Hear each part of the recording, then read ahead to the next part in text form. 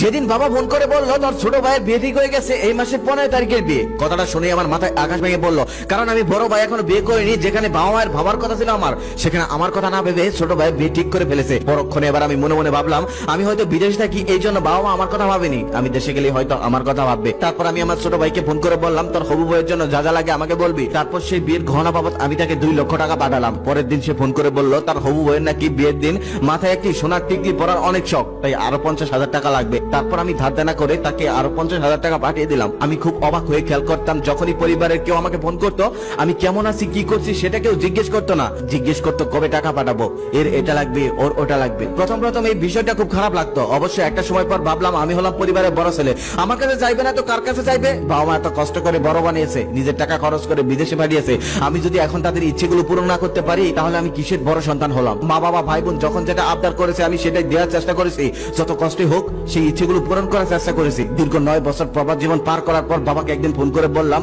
বাবা আমি দেশে ফিরে আসতে চাই। বাবা তখন বলল দেশে এসে কি করবি? তখন আমি বললাম কিছু একটা করব, তোমাদের ছাড়া আর ভালো লাগে না, ভাই বোনদের দেখতে ইচ্ছে করে। বাবা তখন রাগ নিয়ে বলল দেখতে ইচ্ছে করে ভিডিও কলে দেখ, এখন কি আর সেই দিন আছে যে এসে দেখতে হবে? আমি সবেমাত্র ঘরের কাজ ধরেছি।